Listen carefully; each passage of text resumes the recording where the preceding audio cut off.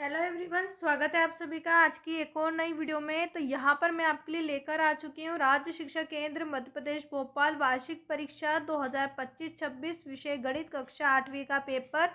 इस वीडियो में मैं आपको वार्षिक परीक्षा कक्षा 8वीं गणित पेपर के सभी प्रश्न बताने वाली हूँ और साथ में सभी प्रश्नों के उत्तर को भी हम इस वीडियो के माध्यम से देखेंगे। वीडियो को ध्यान से देखिएगा। अगर आप चैनल पर पहली बार आए हैं तो सब्सक्राइब कर दें और साथ में इस वीडियो को लाइक करके अपने सभी दोस्तों के साथ भी शेयर कर दें। तो चलिए बिना किसी देरी के आज का यहाँ पेपर हम देख लेते हैं। सबसे पहले आपको बहुविकल्पी प्रश्न दिए हुए हैं। प्रश्न नंबर में आपको दिया हुआ है, एक बेलन के आयतन की त्रिज्या r तथा ऊंचाई h है, इसका आयतन क्या होगा? तो इसका आयतन आपको बता देना है। Option C pi r square h होगा। प्रश्न नंबर 2 है, संख्याओं के रूप में एकत्रित सूचनाओं को क्या कहते हैं? संख्याओं के रूप में एकत्रित सूचनाओं को आंकड़े कहते हैं। ऑप्शन ए पर आंकड़े दिया हुआ है, आंकड़े पर टिक करेंगे। प्रश्न नंबर 3, एक पदी युग्म -4p और 7p का गुणनफल क्या होगा? एक पदी युग्म -4 और 7p का गुणनफल होगा -28p स्क्वायर। प्रश्न नंबर 4 है, 1 की घात 0, 2 की घात 0 और 3 की घात 0 का मान क्या होगा? ध्यान रखें बच्चों, किसी की भी घात अगर 0 होती है तो उसका मान सदैव 1 होता है। इसका आंसर आपका रहेगा 3। ऑप्शन ए में आपको 3 दिया हुआ है। प्रश्न नंबर 5, एक चर वाला रैखिक समीकरण है। ऑप्शन ए में आपको एक चर वाला रैखिक समीकरण दिया हुआ है। इसके आगे आपको रिक्त स्थान की पूर्ति दी गई है। यहाँ पर प्रश्न नंबर 6 से लेकर 10 तक आपसे रिक्त स्थान पूछे हैं। हर एक रिक्त स्थान में आपको एक अंक दिया गया है। पहला रिक्त स्थान है, जीएसटी माल और संक्षिप्त का रूप है। जीएसटी माल और सेवा कर का संक्षिप्त रूप है। प्रश्न नंबर 7, 2 अंक की संख्या 26 का द्वंद्व योग होगा। 2 अंक की 26 का द्वंद्व योग होगा 24। प्रश्न नंबर 8 है, किसी गैस पर दबाव पड़ने से गैस का आयतन हो जाता है, किसी गैस पर दबाव बढ़ने से गैस का आयतन कम होता है। नंबर 9, ना तो धनात्मक परिमेय संख्या है और ना ही ऋणात्मक परिमेय संख्या है। रिक्त स्थान में आपको लिखना है शून्य। शून्य ना तो धनात्मक परिमेय संख्या है और ना ही ऋणात्मक परिमेय संख्या है। प्रश्न नंबर 10, एक समबाहुभुज का बाह्य कोण 30 डिग्री है तो इसकी भुजाओं की संख्या होगी। एक समबाहुभुज का बाह्य कोण 30 डिग्री आपको दिया हुआ है, इसकी भुजाओं की संख्या 12 होगी। इसके बाद है अति लघु उत्तरीय प्रश्न जो आपसे 2 नंबर में पूछे। समीकरण आपको दिया हुआ है तो इस तरीके से आपको समीकरण को सोल्व करना है। समीकरण में आपको x की वैल्यू निकालना है, x का मान -1 रहेगा। प्रश्न नंबर 12 है, एक समबाहुभुज की भुजाओं की संख्या ज्ञात कीजिए जिसके प्रत्येक बाह्य कोण का मान 60 डिग्री है। यहाँ पर आपको सबसे पहले समबाहुभुज की भुजाओं की संख्या लिख लेना है, 360 बटे बाह्य कोण। 360 में 60 का भाग दीजिएगा तो आंसर आपका 6 रहेगा। प्रश्न नंबर 13 है, पाइथागोरस त्रिक लिखिए जिसका एक सदस्य 12 है। पाइथागोरस त्रिक आपको यहाँ पर लिख लेना है, तीनों एक सदस्य आपको 12 दिया हुआ है। एम का मान आप निकाल लीजिए 6। इसके बाद एम स्क्वायर प्लस 1 में एम का मान आप यहाँ 6 स्क्वायर प्लस 1 रखिए, आंसर आपको यहाँ पर 37 मिल जाएगा। सेम स्क्वायर -1 में आप 6 स्क्वायर -1 रखिए, आंसर आपको 35 मिलेगा। तो यहाँ पर आपके 2 त्रिकोण निकल जाएंगे। 12 आपको दिया हुआ था, 37 और 35 आपने निकाली, तीनों आपके पाइथागोरस त्रिक के सदस्य हैं। इसके बाद प्रश्न नंबर 14 है, 33 को 3 क्रमागत विषम संख्या के रूप में व्यक्त करना है।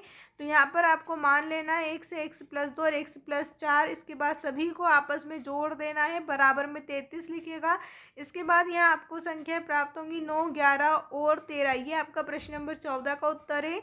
इसके बाद प्रश्न नंबर 15 है, जहाँ आपको सामान्य रूप में इस प्रकार व्यक्त कर देना है, 4.5 इंटू 10⁴ को सामान्य रूप में व्यक्त करना है।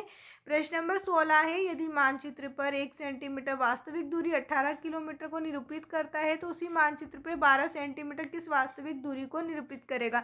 यहाँ पर आपको 12 सेंटीमीटर में 18 किलोमीटर का गुणा कर देना है, आंसर होगा आपका 216 किलोमीटर।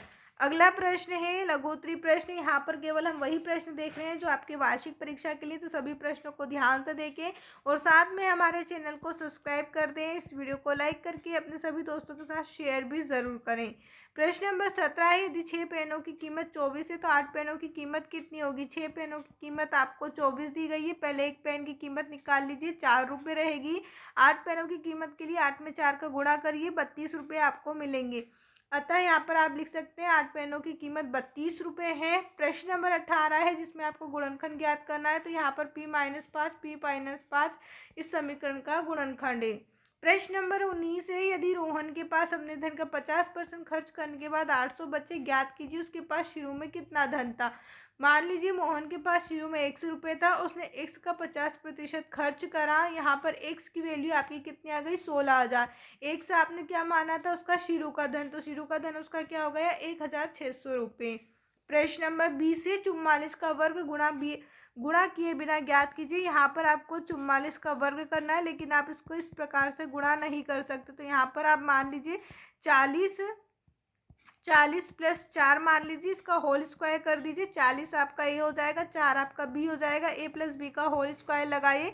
देखिए यहाँ पर हमने ए प्लस बी का होल स्क्वायर लगाकर इस प्रश्न को इस तरीके से हल करा है। तो 44 का वर्ग आपका आया 1936। ये आपका 44 का वर्ग रहेगा बिना गुणा किए। अब इसके बाद है प्रश्न नंबर 21, किसी वर्ग का परिमाप 8a स्क्वायर b स्क्वायर है, वर्ग का क्षेत्रफल ज्ञात कीजिए। वर्ग का परिमाप क्या होता है, वर्ग का परिमाप आपको दिया हुआ है वो हमने लिख लिया। भुजा बराबर क्या होता है, भुजा बराबर होता है परिमाप बटे 4। यहाँ पर परिमाप आपको कितना दिया हुआ है, 8a स्क्वायर b स्क्वायर, 4 से 8 को काटिए 2 बचेगा। क्षेत्रफल का सूत्र होता है भुजा गुणित भुजा। भुजा हमने निकाली हुई है, ये आपकी भुजा है। इस भुजा का आप 2 बार गुणा करिए, क्षेत्रफल आपका निकल जाएगा। अब प्रश्न नंबर 22 है, जिसमें आपको समीकरण को हल करना और उत्तर की जांच करना है। तो यहाँ पर समीकरण को हल किया हुआ है। इसके बाद है दीर्घोत्तरी प्रश्न, जो आपसे 5 नंबर में पूछे जाएंगे। 12,600 का 2 वर्ष के लिए 10% वार्षिक दर से चक्रवृद्धि ब्याज ज्ञात कीजिए, जबकि ब्याज वार्षिक संयोजित किया जाता है। यहाँ पर आपको सूत्र लगा देना है। सभी मानों को सूत्र में रखने के बाद जितने भी भाग गुणा होते सभी करने के बाद आपका आंसर आ जाएगा 2,646 रुपये। प्रश्न नंबर 24 है, जब एक पासे को फेंका जाता तो निम्नलिखित प्रत्येक घटना से प्राप्त होने वाले परिणामों को लिखिए। प्रायिकता बराबर लिखना, अनुकूल बटे कुल परिणाम। तो यहाँ पर आपको 4 प्रश्न दिए हुए हैं, चारों प्रश्नों के उत्तर हमने यहाँ पर लिख रखे हैं। अगला प्रश्न है नंबर 19, वहाँ सबसे छोटी संख्या ज्ञात कीजिए जिसमें 200 को गुणा करने पर वहाँ एक पूर्ण वर्ग बन जाएगी। तो यहाँ आपको सबसे पहले लिख लेना है 200 का गुणनखंड। यहाँ पर आप देखिए आपको दिया हुआ है 2 और 5 का जोड़ा बन रहा है, लेकिन 2 का नहीं बन रहा है। यहाँ 2 और 5 के जोड़े बन रहे हैं, लेकिन 2 बिना जोड़े का रह जाता है। पूर्ण वर्ग बनाना है, तो पूर्ण वर्ग के लिए सभी गुणनखंडों के जोड़े होना चाहिए, लेकिन यहाँ 2 का नहीं है। यदि हम 200 में 2 का गुणा करेंगे तो यहाँ पर हमें एक पूर्ण वर्ग संख्या मिल जाएगी। इसके बाद प्रश्न नंबर 26 है, 12 कुर्सियों का मूल्य 10 कुर्सियों के विक्रय मूल्य के बराबर है, लाभ प्रतिशत ज्ञात कीजिए। तो यहाँ पर आपको 12 कुर्सियों का क्रय मूल्य 10 कुर्सियों के विक्रय मूल्य के बराबर दिया हुआ है। सवाल को आप इस तरीके से सॉल्व करेंगे, प्रतिशत आपका 20 निकलेगा, अतः कुल 20% लाभ प्राप्त होगा। उम्मीद है सभी प्रश्न आपको अच्छे से समझ में आ गए होंगे। कहीं डाउट हो तो कमेंट करके पूछ लीजिएगा, और साथ में हमारे चैनल को सब्सक्राइब ज़रूर करें। वीडियो को लाइक करके अपने सभी दोस्तों के साथ शेयर ज़रूर करें। वीडियो देखने के लिए आप सभी का धन्यवाद, और सभी बच्चों को पेपर के लिए बेस्ट ऑफ लक।